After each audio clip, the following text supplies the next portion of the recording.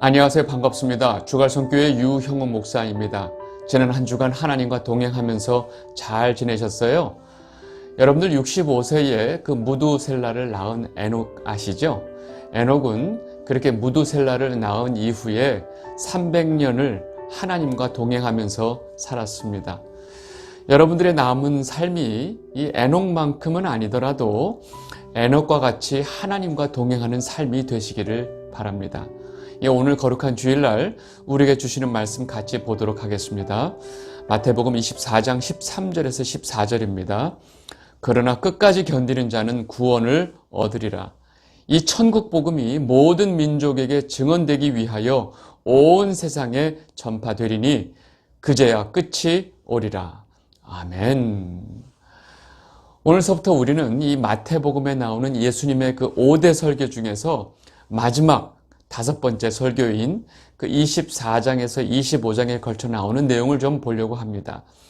앞에 이 4개의 설교는 모두 다 그 천국의 주제를 가지고 말씀을 하셨는데 이 마지막 5번째 설교는 예루살렘의 종말과 예수님의 재림에 대해서 말씀을 하고 계십니다. 그리고 그런 마지막 때에 성도들이 깨어 있어야 한다라고 말씀하시면서 그런 깨어 있는 성도의 삶이 무엇인지를 그 이후에 4개의 비유를 통해서 예수님께서 설명을 해주고 계십니다.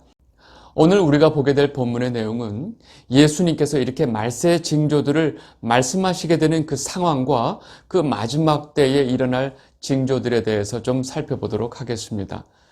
마태복음 24장의 시작은 예수님과 제자들이 성전 앞에서 하는 대화로 시작을 합니다. 마태복음 24장 1절입니다. 예수께서 성전에서 나와서 가실 때에 제자들이 성전 건물들을 가리켜 보이려고 나아오니. 지금 예수님 눈앞에 있는 성전은 그 예루살렘에 있는 헤롯 성전입니다. 바벨론 포로에서 돌아온 유대인들이 다시 그 전쟁을 하면서 목숨 걸고 지었던 성전은 수룹바벨 성전이었습니다. 근데 그 수룹바벨 성전은 그 솔로몬의 성전에 비해서 너무나 작고 초라했습니다. 그런데 나중에 그 유대 지역의 왕이 된 헤롯이 이 성전을 더 넓히고 더 아름답게 만드는 성전 확장 공사를 진행합니다. 에돔 출신이었던 이 자신의 혈통을 문제시 삼는 유대인들의 그 환심을 사기 위한 목적이 바로 이 성전 확장 공사였습니다. 역사가들이 말하기를 헤롯이 왕으로서 했던 모든 치적들 중에서 가장 높이 평가되어야 되는 것이 바로 이 성전 확장 공사다라고 말을 하고 있습니다. BC 20년 정도에 시작됐던 이 성전 확장 공사는 거의 9년 만에 거의 외부의 모습을 다 드러냅니다. 그리고 이후에 성전 확장 공사는 계속 진행이 되면서 몇십 년이 더 지나야 끝날 정도로 엄청난 대공사였습니다. 이 당시에 헤롯 성전을 보지 않은 자는 아름다운 건물에 대해서 말할 자격이 없다라는 말이 있을 정도로 이 예루살렘에 있었던 이 헤롯 성전은 너무나 크고 아름다운 성전이었습니다.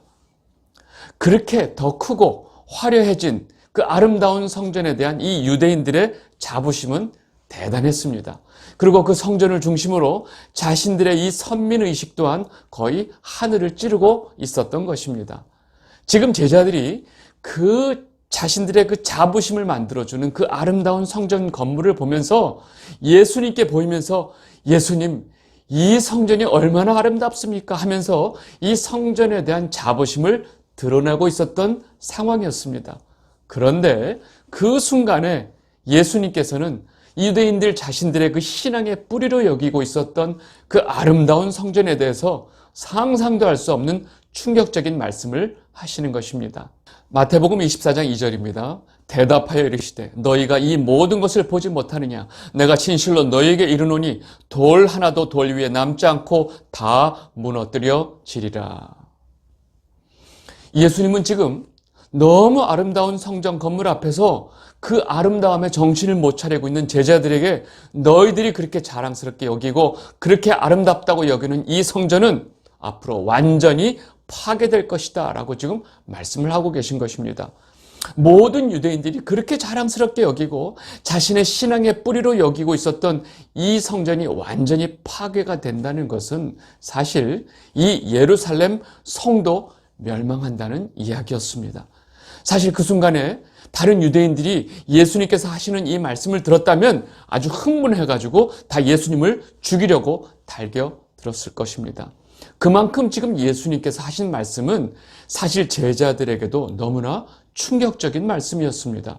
너무나 충격적인 예수님 말씀에 제자들은 아무 말도 않고 있다가 이 감람산에 왔을 때 조용히 예수님께 이에 대한 질문을 하고 있는 것입니다. 마태복음 24장 3절입니다. 예수께서 감람산 위에 앉으셨을 때에 제자들이 조용히 와서 이르되 우리에게 이르소서 어느 때에 이런 일이 있겠사오며 또 주의 임하심과 세상 끝에는 무슨 징조가 있사오리까. 제자들은 조용히 그 예수님 말씀에 대해서 충격적인 마음을 가다듬고 이제 정신을 차리고 예수님께서 말씀하신 그 사실에 대해서 조심스럽게 물어보고 있는 것입니다. 예수님, 그 말씀하신 그 이 성전이 무너지는 때가 언제입니까? 그렇다면 이 예루살렘도 멸망한단 말인데 그 때가 언제입니까? 혹시 그 전에 어떤 징조가 있습니까? 라고 질문을 하고 있는 것입니다. 여러분, 우리는 여기서 예수님의 이 말씀, 이 예루살렘 멸망에 대한 예언의 말씀은 AD 70년에 로마의 티투스 장군이 와서 이 예루살렘 성과 이 성전을 완전히 파괴했다는 역사적인 사실을 다 알고 있습니다. 다시 말해서 예수님께서 이 말씀을 하시고 난 다음에 40년 후에 그대로 예수님의 말씀은 현실이 되는 것입니다. 그런데 예수님께서 지금 말씀하시는 이 모든 말씀에 대한 징조는 이중적인 의미가 있다는 것을 우리가 알아야 합니다.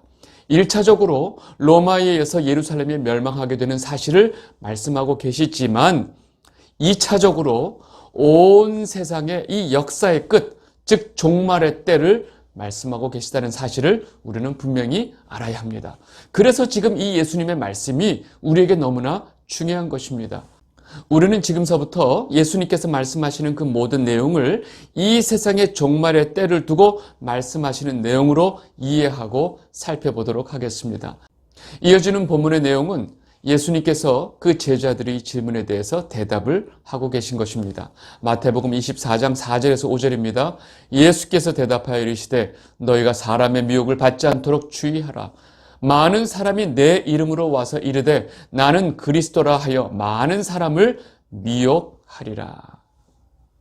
지금 첫 번째로 말씀하시는 이 마지막 때의 징조는 자기가 그리스도라고 하는 적 그리스도들이 많이 등장한다는 것입니다.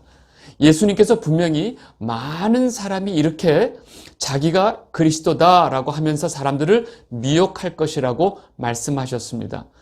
여러분, 시대적으로 나오는 이 적그리스도들이 너무나 많다는 것입니다. 중요한 것은 어떤 한 명이 적그리스도다라고 생각하는 것은 잘못된 것이라는 것을 여러분들 분명 아셔야 돼요. 역사적으로 많은 적그리스도들이 등장할 것이라고 예수님께서 말씀을 하신 것입니다. 예수님께서 말씀하시는 이런 적그리스도들은 이미 초대교회 시대에 등장을 했습니다. 고린도후서 11장 4절하고 13절입니다. 만일 누가 가서 너희가 전파하지 아니한 다른 예수를 전파하거나 혹은 너희가 받지 아니한 다른 영을 받게 하거나 혹은 너희가 받지 아니한 다른 복음을 받게 할 때에 너희가 잘 용납하는구나. 그런 사람들은 거짓 사도요 속이는 일꾼이니 자기를 그리스도의 사도로 가장하는 자들이니라. 지금 바울이 고린도 교회에 보내는 편지를 보면 이미 다른 예수를 전파하는 자들이 있었고 다른 영을 받게 하거나 다른 복음을 전하는 자들이 있었다는 사실을 우리는 분명히 알 수 있습니다. 이런 자들이 바로 거짓 선지자들입니다. 이들은 자신이 직접 그리스도라고 말하지는 않았지만 성경은 이렇게 다른 예수를 전하고 다른 영을 전하고 또 다른 복음을 전하는 자들을 적그리스도의 영이라고 말하고 있다는 것입니다. 요한일서 4장 3절입니다. 예수를 시인하지 아니하는 영마다 하나님께 속한 것이 아니니 이것이 곧 적그리스도의 영이니라. 오리라 한 말을 너희가 들었거니와 지금 벌써 세상에 있느니라. 아멘. 여러분, 지금 이들은 다른 예수를 전하거나 다른 영을 받게 하거나 다른 복음을 전한다고 했습니다. 여러분, 다른 예수를 전하는 자들을 우리는 굉장히 경계를 해야 합니다. 여러분, 대부분의 사람들이 예수라는 이름을 사용하면 그 사람들이 우리가 믿고 있는 예수님과 같은 예수님을 믿고 있다고 착각하는데, 실상 그들이 예수라는 이름을 쓰면서 전혀 다른 예수를 말하고 있다는 것을 우리가 알아야 합니다. 예를 들어서 많이 있지만 위대한 성자 예수, 다시 말해서 하나님의 아들이 아닌 사람인 예수를 전하는 곳이 너무 많다는 것입니다.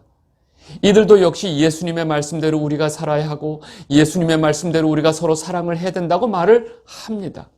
여러분, 우리는 분명하게 예수의 이름을 사용할 때 그 예수가 성경이 말하는 하나님의 아들이시고 이 땅에 육신을 입고 오신 우리가 믿고 있는 그 예수 그리스도인지를 우리는 분명히 구별을 해야 한다는 사실입니다.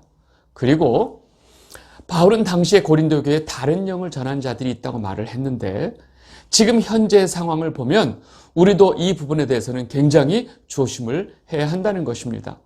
많은 교회들이 그동안 성령 집회란 이름으로 수많은 집회를 열고 있었는데, 그 안에서 일어나는 일들을 자세히 보면 성령 하나님과 전혀 상관없는 아주 기괴한 일들이 벌어지는 경우가 너무 많았다는 것입니다. 그 집회에 모여있는 모든 사람들이 아주 이상한 소리들을 시끄럽게 내면서 방언을 한다고 하고, 사람들이 마치 미친 사람들처럼 바닥에 대굴대굴 구르고 있고, 심하게 몸을 떨면서 발작하고 있고, 기괴한 동물 소리를 내고 있는 현상들이 너무나 많다는 것입니다. 여러분, 병을 고친다고 하면서 사람들을 바닥에 넘어뜨리는 일은 아주 다반사로 일어나고 있습니다. 여러분, 심각한 것은 이러한 기괴한 신비한 현상들을 다 성령의 역사로 말하고 있다는 것입니다. 여러분, 아셔야 돼요. 성경 어디에도 그러한 성령의 역사는 없다는 것입니다. 오히려 그런 현상들은 다른 종교에서 일어나는 현상들과 똑같은 현상들이라는 사실을 우리는 분명히 알아야 합니다. 다시 말해서 그런 신비롭게 보이는 영적인 현상들은 무조건 성령의 역사라고 보시면 안 되고, 다른 영에 의한 현상인 것을 우리가 분명히 알고 구별해야 한다는 것입니다. 온통 입에서 성령 성령을 외치는데 정작 예수 그리스도의 이름은 어디에도 찾아볼 수 없다는 사실입니다.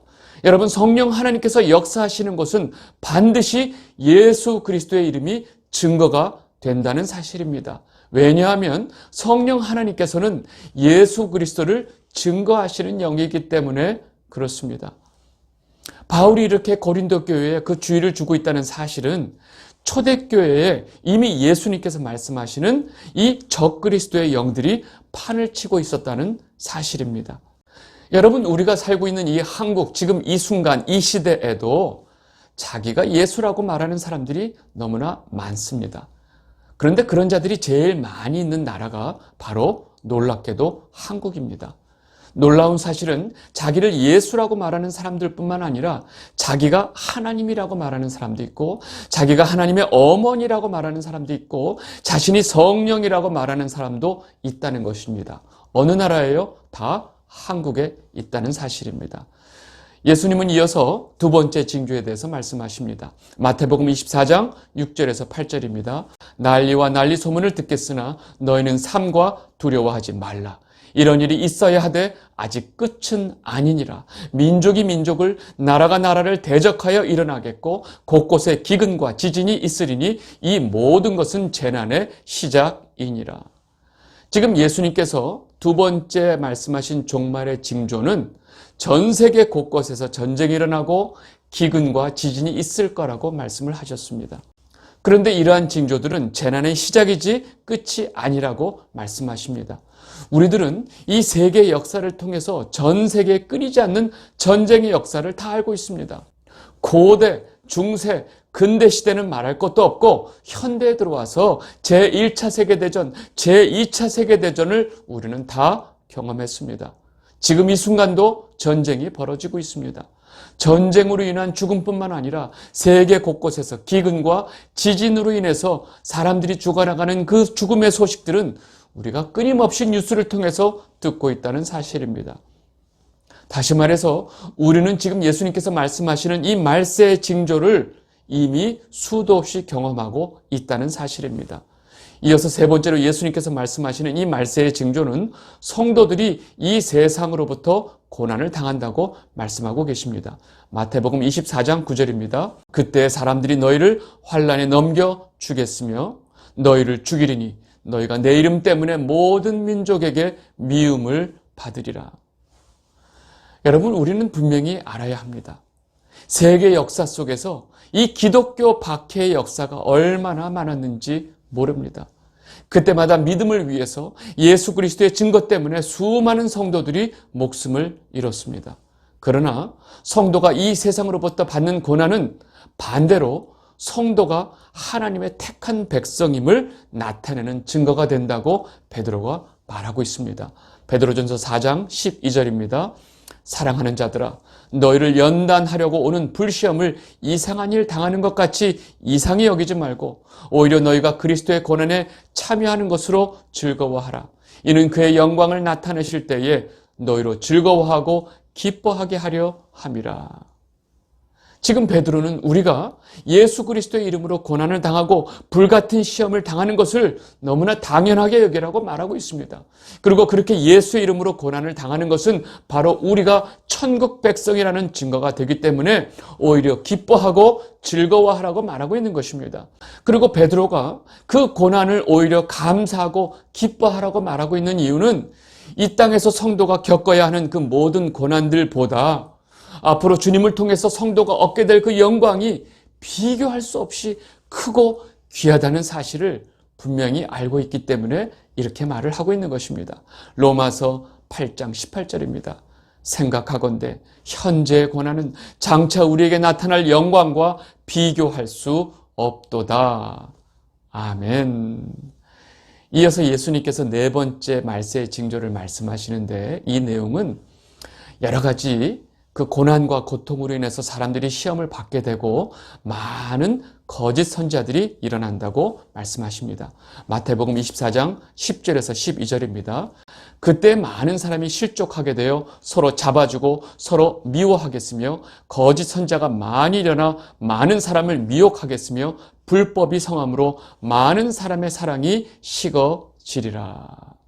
많은 사람들이 실족하게 된다는 것은 그 힘든 고난을 견디지 못하고 잘못된 길로 가게 돼서 하나님 앞에 죄를 짓게 된다는 것입니다. 그 육신의 안위를 위해서 이 세상 권력과 유혹에 넘어가게 되는 것입니다. 그렇게 이 세상의 권력자들과 한 몸이 되어서 선지자 노릇하는 거짓 선지자들이 온 세상에 판을 치게 되고 그들을 따르는 자들이 너무나 많을 것이라고 말씀하고 계신 것입니다. 겉모양은 온통 거룩으로 도배를 하고 있는데 실상 이 세상의 마귀의 세력과 결탁해서 온 세상의 풍요를 누리는 수많은 거짓 그 선지자들을 우리는 너무나 많이 보고 있습니다. 그리고 지금 예수님께서 말씀하시는 불법은 이미 마태복음 7장에서 예수님께서 말씀을 잘 해주셨는데 그 잘못된 기초 위에 집을 짓는 것을 말씀하고 계십니다. 자기의 성공과 자기의 비전과 자기의 육적인 욕심과 욕망을 위해서 예수님의 이름을 이용하고 온갖 종교적인 행위를 하는 것들을 예수님께서는 다 불법이라고 말씀하고 계십니다. 우리는 지금 예수님께서 말씀하시는 이 불법이 얼마나 성행하고 있는지 잘 알고 있습니다. 교회 어디를 가도 예수님께서 우리에게 새 계명으로 주신 사랑을 찾아볼 수가 없다는 것입니다. 지금 예수님께서 마지막 네 번째 말씀하신 이 종말의 증거는 이미 우리 시대에도 너무나 명확하게 볼 수 있다는 사실입니다. 이러한 말세의 징조들 속에서 끝까지 견디는 자만이 구원을 얻을 것이라고 예수님께서 말씀하십니다. 마태복음 24장 13절입니다. 그러나 끝까지 견디는 자는 구원을 얻으리라. 아멘. 여러분, 이 말씀만 보면 우리는 그 모든 고난들을 어떻게 끝까지 견딜 수 있을까 걱정이 됩니다. 그러나 주님께서는 우리에게 그 모든 고난과 어려움들을 이기고 견딜 수 있는 힘도 주신다는 사실을 우리는 분명히 알아야 합니다. 우리에게 성령 하나님을 주신 이유가 바로 여기에 있다는 것입니다. 오로지 예수 그리스도를 증거하는 성령과 함께하는 이 하나님의 백성들은 이 모든 말세 징조들, 고난들로부터 자신들의 믿음을 지키고 견딜 수 있다는 사실입니다. 마지막으로 예수님께서는 이 세상의 끝이 나는 아주 결정적인 징조에 대해서 다음과 같이 말씀해 주십니다. 마태복음 24장 14절입니다. 이 천국 복음이 모든 민족에게 증언되기 위하여 온 세상에 전파되리니 그제야 끝이 오리라. 아멘. 예수님께서는 지금 천국 복음이 온 세상에 전파되면 그제야 이 세상의 끝이 온다고 말씀하고 계십니다. 여러분, 여기서 우리가 절대로 놓치면 안 되는 중요한 사실이 있습니다. 온 세상에 천국 복음을 전파하는 주체가 누구일까요? 땅끝까지 전도의 사명을 받은 성도들과 선교사들일까요? 아니면 하나님이실까요? 여러분들 지금 이 순간에도 온 세계에 선교의 열정을 가지고 목숨을 아끼지 않고 예수 그리스도의 복음을 전하는 수많은 선교사님들이 계십니다. 그들이 겪어야 하는 모든 고통과 수고를 하나님께서 반드시 보답하시기를 원합니다. 그러나 그 모든 수고는 하나님의 뜻에 따라 이루어지게 되고 그 수고의 결과 역시 하나님의 뜻에 따라 이루어진다는 사실을 우리는 절대로 놓치면 안 된다는 것입니다. 전도의 사명을 감당한다는 명분으로 이 온 세상의 복음을 전하는 주체가 우리 자신이라고 착각해서는 안 된다는 것입니다. 마치 우리가 열정을 가지고 모든 민족에게 서둘러서 복음을 전하면 이 땅의 종말이 빨리 올 수 있다고 생각하면 안 된다는 것입니다. 우리는 하나님의 명령대로 땅끝까지 복음을 전해야 합니다. 그러나 그 모든 주체는 우리가 아니고 하나님 아버지이심을 우리는 절대로 놓치면 안 된다는 것입니다. 다시 말해서 천국 복음이 이 세상에 다 전파되게 되면 이 세상의 종말이 온다고 했는데 언제 복음이 다 전파되고 언제 이 세상이 끝날 것인가에 대해서는 온전히 하나님의 주권에 있다는 사실입니다. 왜냐하면 그때는 천사도 모르고 아들도 모르고 오로지 하나님 아버지 외에는 모른다고 예수님께서 분명하게 말씀하셨기 때문에 그렇습니다. 마태복음 24장 36절입니다.